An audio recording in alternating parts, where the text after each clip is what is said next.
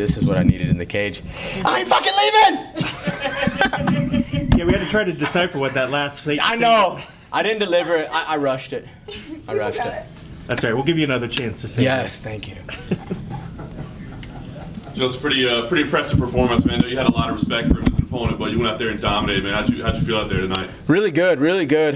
He's a tough guy, big guy. I know he's a fast starter, so, just getting the feeling out, and like most fights, especially with the fights I've had, the experience I've had, everyone in front of me, started to see a lot of things towards the end there. But he's a fast starter, so just started checking him out. Felt good, felt in control the whole time. He's a tough guy. I mean, even after that first one, when I thought he was finished, he still felt strong. And, now I had to start with him on a deep, single, giving my back. And I was like, dang, he's still strong. But I knew I just had to get that position again where I could land some punches because the finish line was there. And so I knew right when I got another target, I was going to tee off on him and get that second finish. Well, you brought it up. I mean, two finishes there. I mean, can you tell us kind of what was going through your mind? I mean, it was pretty clear that Yves, it wasn't just a light touch. I mean, he put his hands, it looked like I felt like he kind of pushed me. So it was everything's so fast. So even in that second, though, you let out emotion like you won. You stand up, and then, like I said, you're not exactly in, wrestling defense with your back turned the guy on you. So, like I said, he felt strong. And Yves is doing his best job, and he allowed me to have an experience. It might be a different story if I didn't get that finish and we went into a hard fight. Like another, and I'm coming out with stitches, and I was like, I had him in the first. But it's all good now. Yeah, I mean, you had a pretty good attitude about it, post fight. Did he come up and apologize or talk to you about it? He just kind of shook his head, and he's like, hey, sorry. I'm like, hey, happens. Good thing it went okay. I mean, it went good for me. Yeah. So, but he's just doing his job nonetheless. People have gone through things and persevered, and there you see it every week. So, I guess it was just my turn. All right, well, the performance was great, big win. Talk about, your case for the flyweight division. I mean, you're out there battling for your weight class. Yeah. I mean, let us know kind of what was going through your head that you took that moment to battle for everybody, I guess. Yeah, I felt like I was just fighting for it in general. It's crazy. I mean, I started this division. I'm the longest, tenured athlete in the division. I was part of the original first title fight, and that's why I was even like a fan of Perez before, because I see him on the undercards as a flyweight finishing and making noise. So that was huge for me, just to come out. Like the commentary, I'm just trying to change it. Like everything is like, well, when's it leaving? Is this the last fight? Are they still doing it? Are you going up? Are you going up? It's like, why aren't people talking about how exciting it is? Like we got a pound for pound, champion and TJ coming down to our weight to fight an Olympic champion who just beat the greatest ever. I have a win over Henry. TJ's an ex-teammate of mine. The story's there. The skill is obviously there. I mean, as much as in any division. And even below that, when you look at the other top five, I mean, there's rounds and rounds that can go through, round robins of great fights and great future there. So that's really what I was trying to do, just change it. It came out a little bleeded at the end, but I planned on doing a Wolf of Wall Street, like, we ain't fucking leaving. And I just was like running out of time. And I was like, we ain't freaking leaving. It came out of nowhere, but that's what I really want to do, so.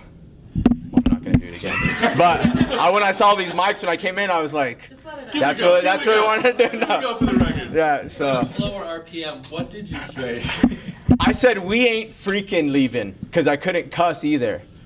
So it was, I went for it. So I love the movie. And, now everybody knows. But that's what I meant is we ain't, when he's in there and he's like, we ain't fucking leaving, and everyone's cheering. That's what I pictured, and it didn't go that way. I'm not Leonardo DiCaprio. He had to do it multiple takes. Yeah, exactly. Exactly. Yeah, I heard he ad-libbed it actually. Damn it. Has there been any conversation with you in the press specifically about the division? Not specifically. No, nothing has gone there. I mean, since the rumor started, I've kind of been on.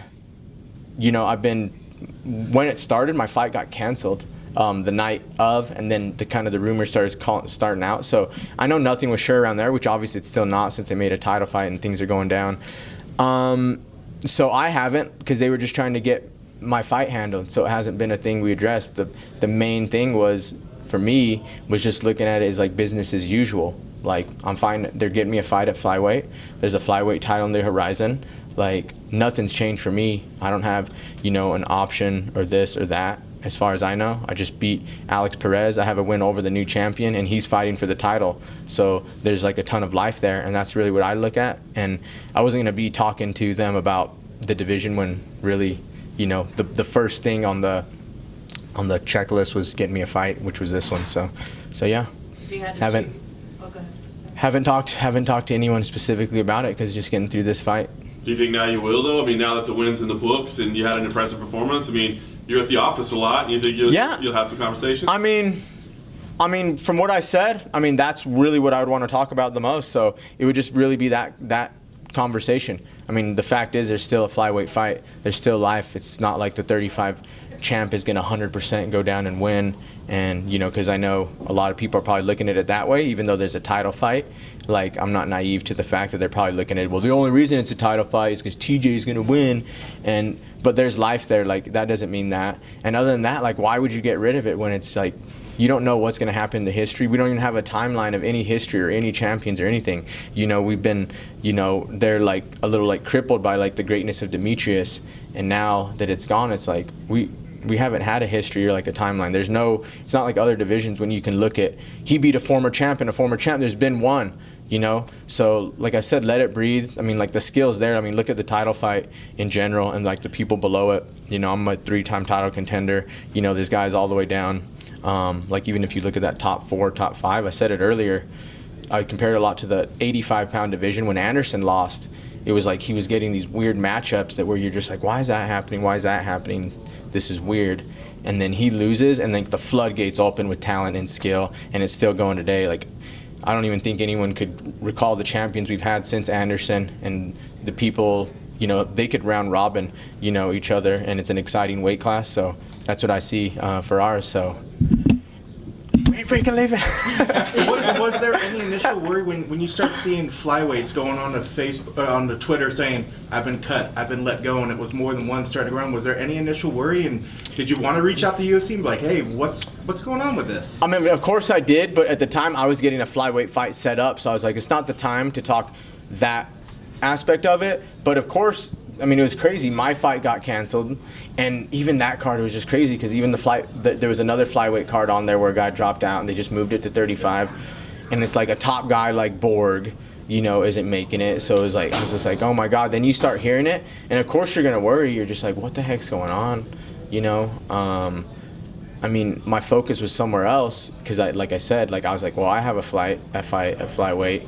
You know, maybe they jumped the gun. It's not like the division's gone and it's off the .com or anything. Then they make the title fight, and I was like, okay, well, you know, there it is. There's something there. So that's what we're going with. If you had to choose between Dillashaw and Cejudo, who do you want more?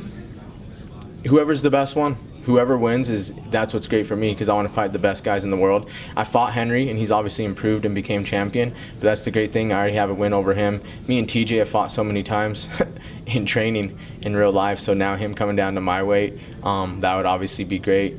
Him being at another weight and doing what he's done in the sport. So, you know, I just want to fight the best guy, and our division has it. I mean, look at those two guys. I mean, I think Henry's probably the only Olympic champion in there, so athletically.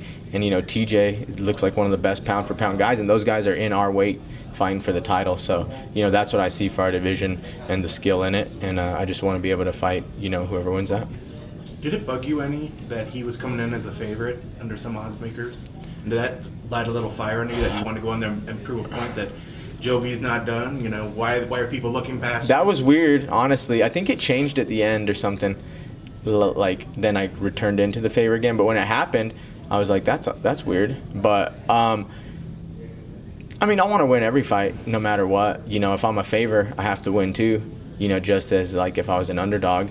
So, no, I didn't really do anything. It was more just one of those things. It's like, oh, I wonder what they know that I don't. You know?